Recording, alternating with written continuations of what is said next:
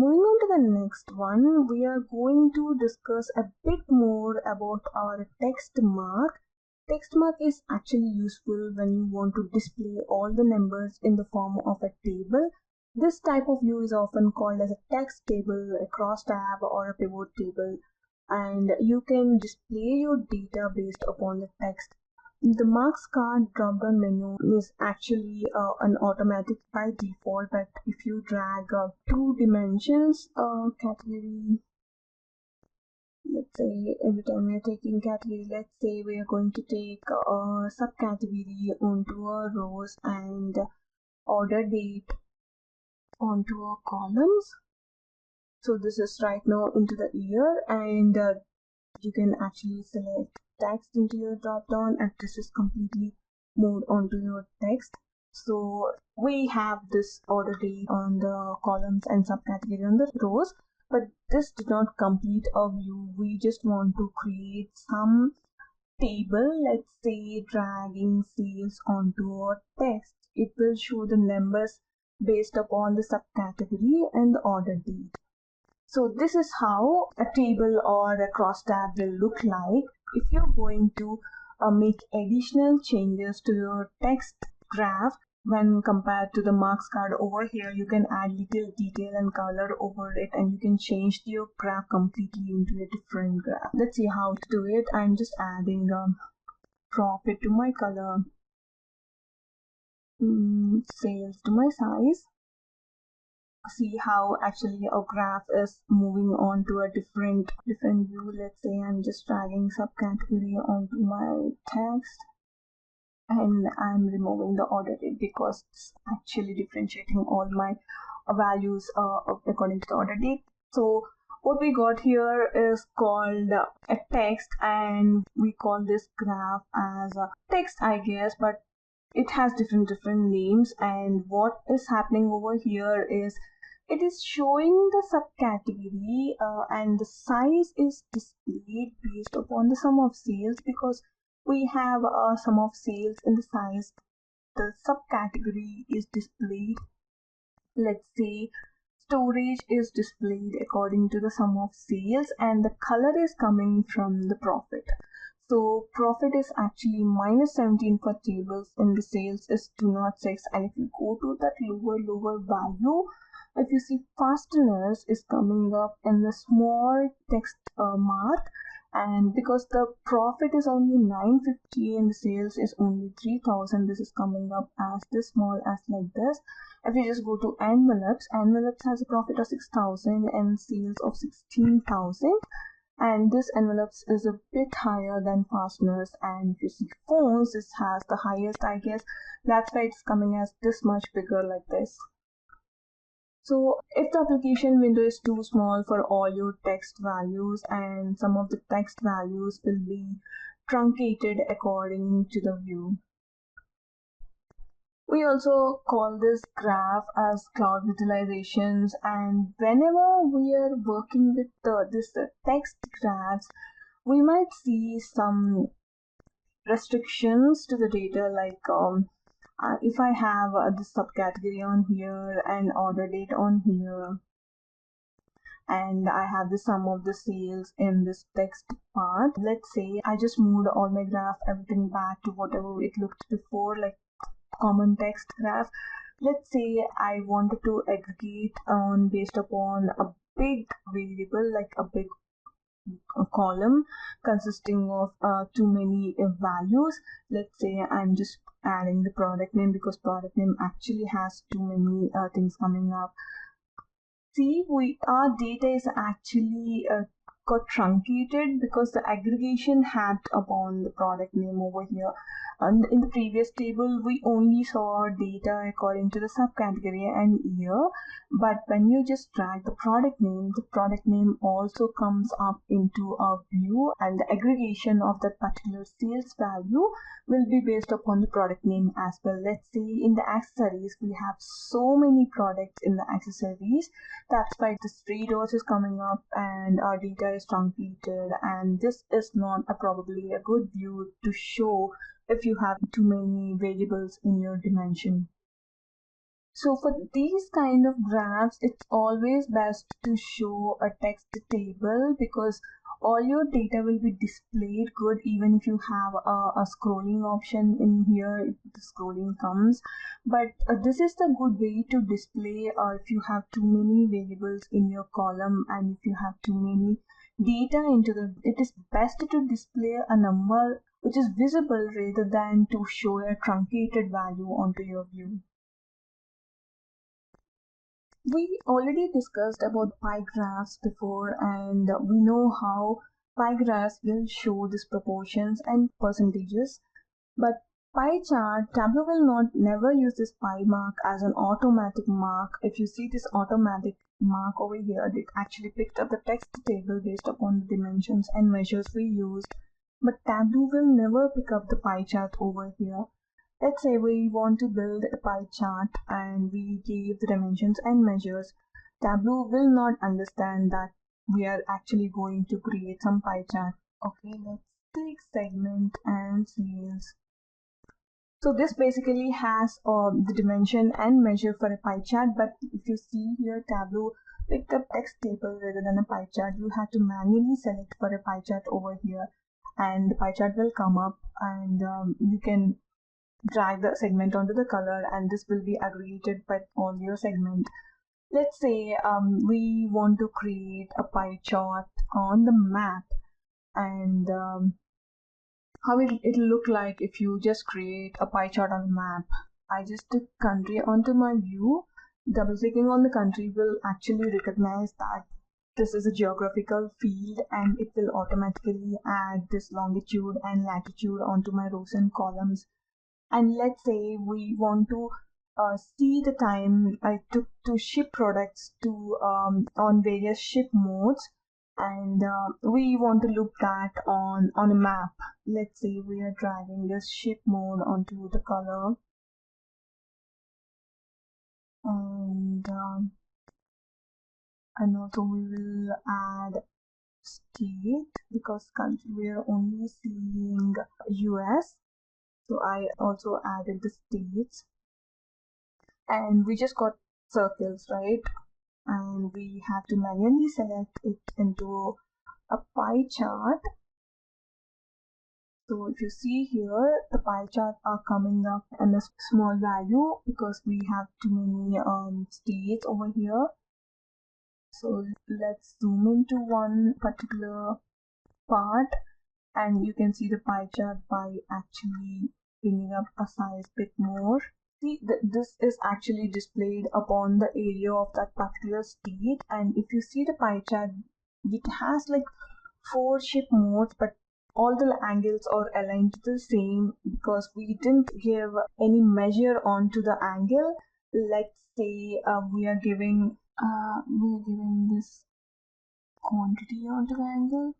So the angle completely changes according to the quantity, and also the ship mode. Let's say the ship mode in Kansas State for the standard class has a quantity of 48 products shipped through the standard class, and this is how you actually show a pie chart onto the map.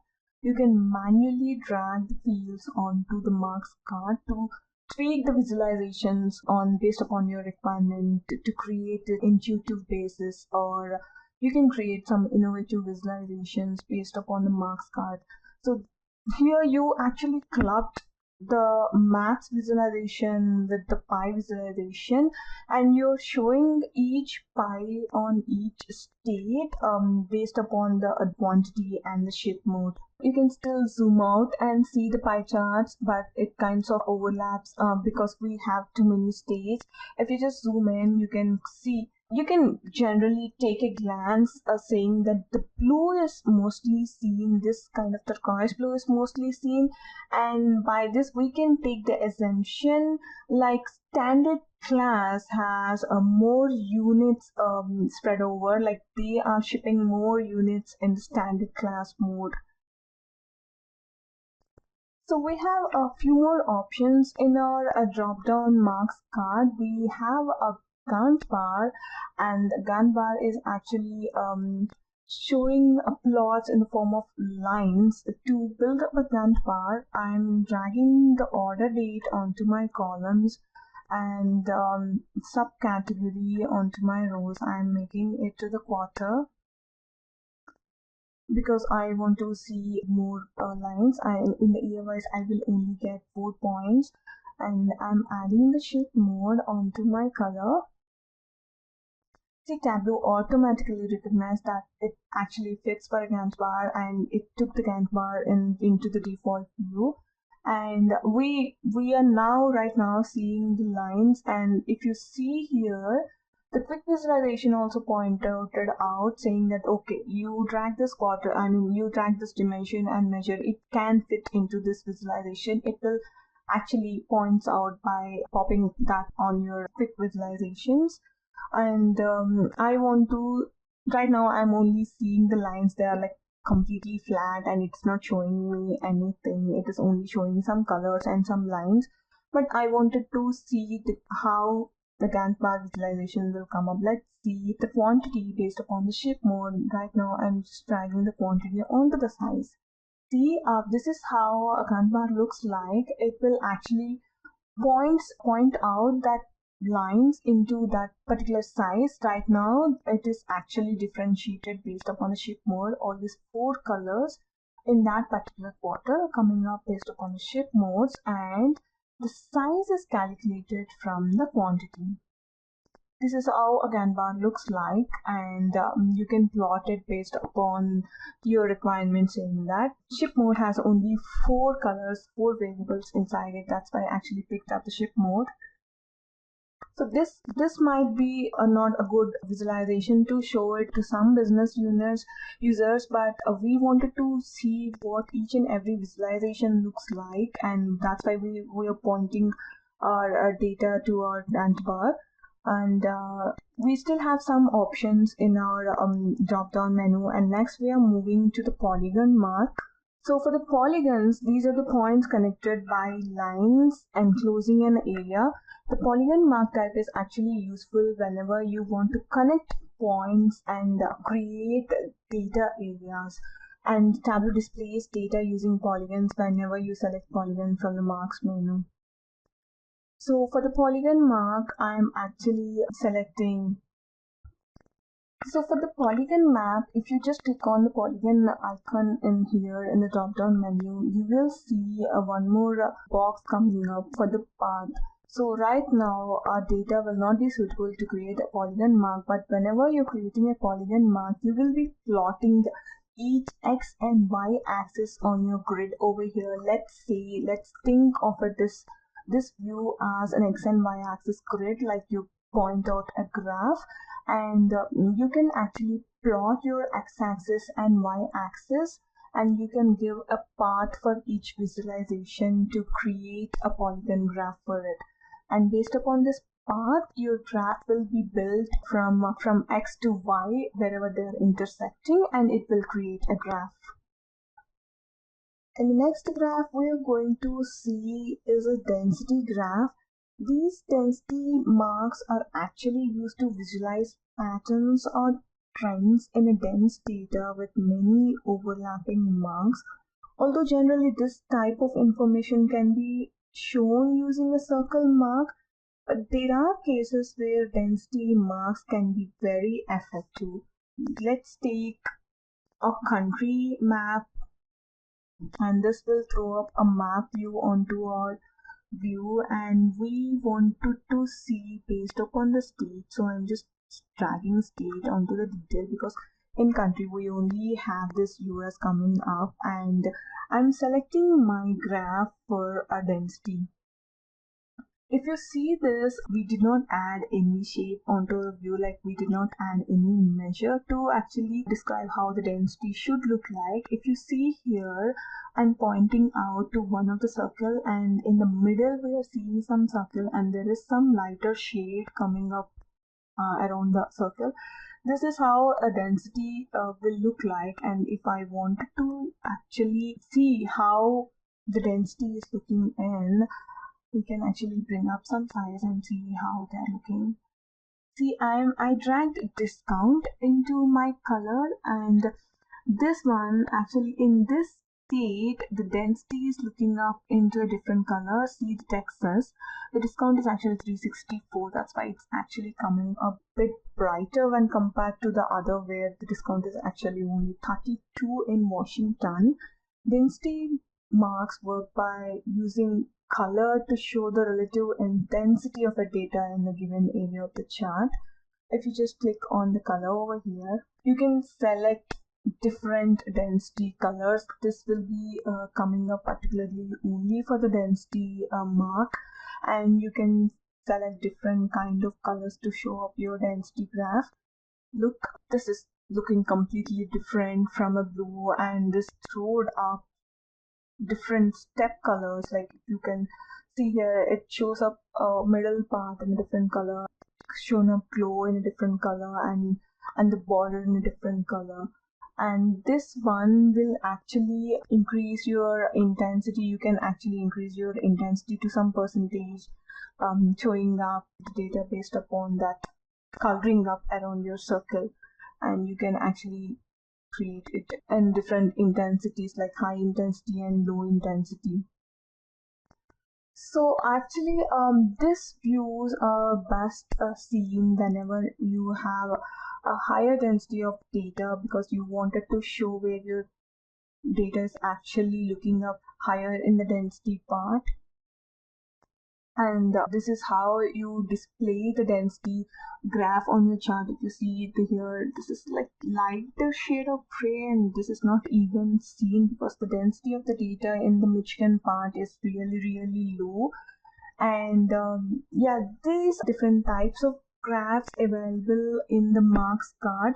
Even though you have a quick visualization over here as show me, but you can create a different visualizations like that. In this scenario, we created a density map, and we also create a map, and we showed pie charts on the map. Like that, we can create different innovative visualizations from the Marks card.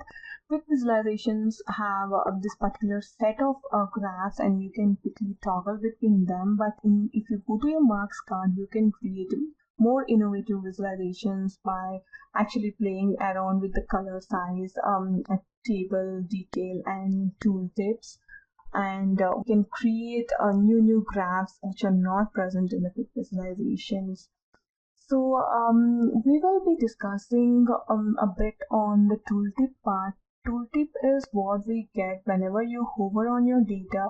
Like we discussed, whenever you see here, we are seeing state and discount, a box popping up on our data. This is tooltip, and this can be edited from here. This is the tooltip part.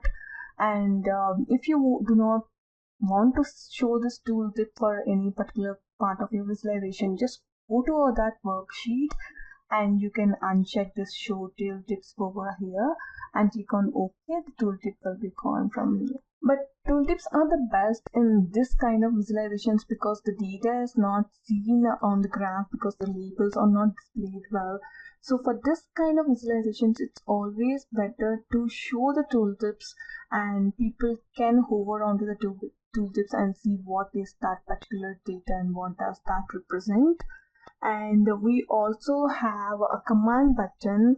Let's click on some data, and we will see one more box popping up with more options like keep only, exclude, and you will have different icons over here. We will be discussing about these icons in the coming sessions, but this is called a command button, and it can be switched on in the tooltip as well. This is the command button checkbox. You can uncheck and check over here to actually display or not display that in your view. And you have an option called keep only and exclude. This is completely related to the filtering of the data, and in this part we clicked on Colorado, and if you just click on exclude, Colorado will be excluded, and this one will be added in your filter shelf over here. And if you see the filter shelf, you can actually see Colorado excluding in here. This is another way to filter out your data. If you do not want to show some data on your view, you can filter that data out by clicking on the command button and click on keep only or exclude buttons. We can also change the colors from here as well. Just click on the color button over here and you will get different options to change the colors, and you can pick up whatever color you want.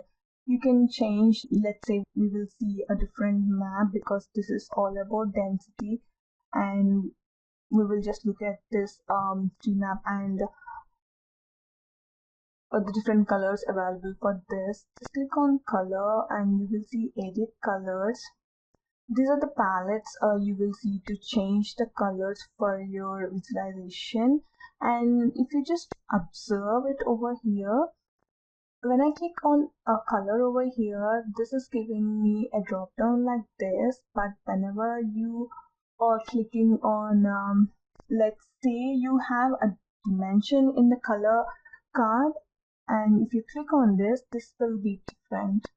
You will be seeing each variable differently, and you can actually allocate each color to each variable. Let's say I just wanted to see furniture in yellow. I just click on yellow and apply.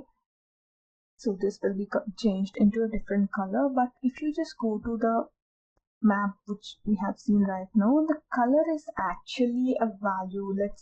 In this case, this is sum of profit. That means this is a value and it has a range from the lower number to the higher number. In this case, if you click on color, it will ask you to change this complete range, and your color pop-up button will look differently. In this case, it will show you the lower value and the higher value. It will ask you to actually select in this range kind of coloring. This is the difference between placing a dimension in your color and a measure in your color.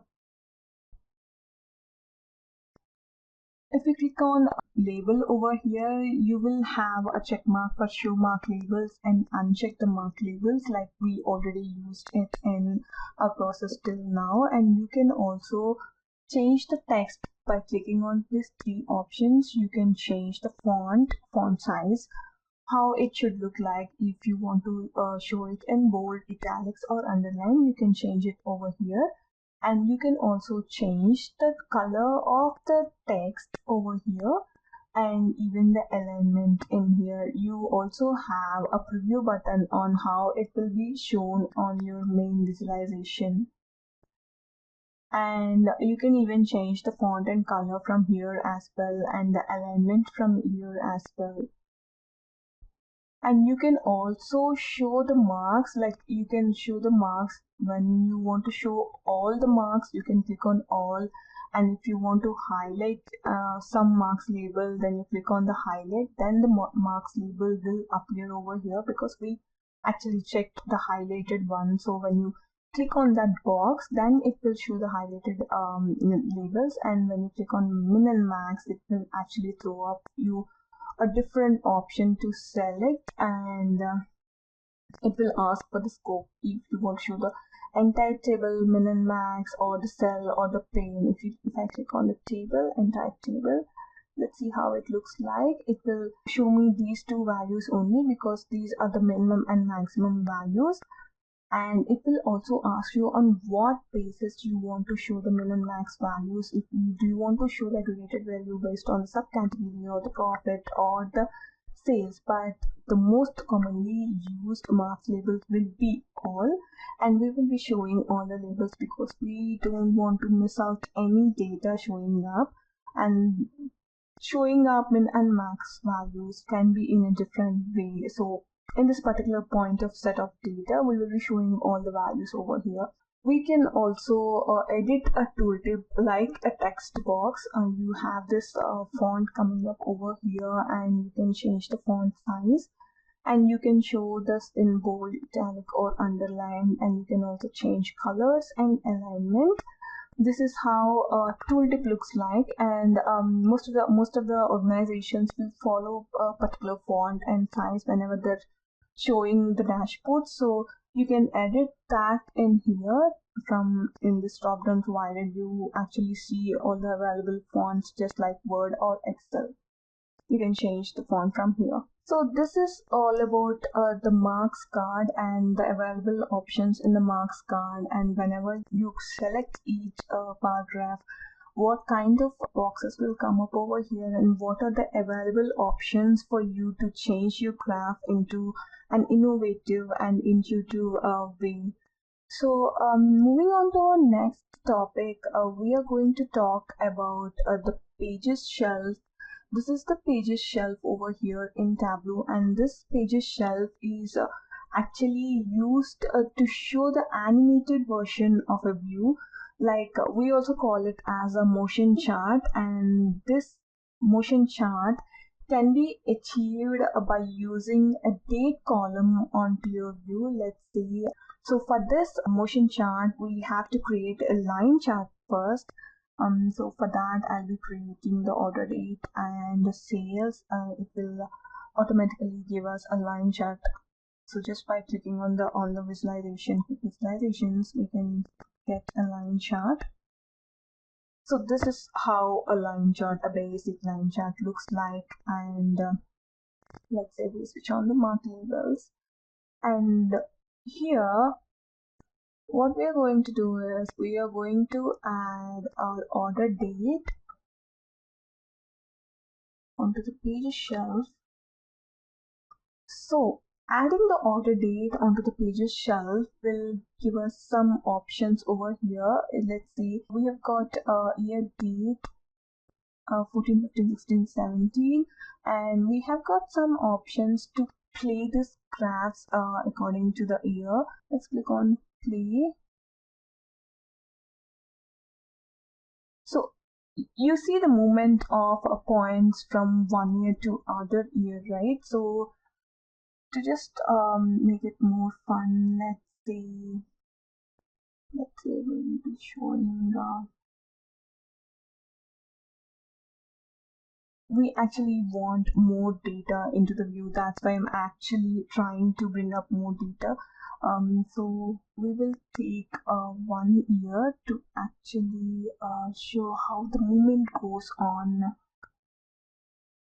That's why I'm just creating a filter for 1 year. Let's take 2017, and our data will be shown like this from we have all the dates from January 8th to January 7th, and this is how our data looks like.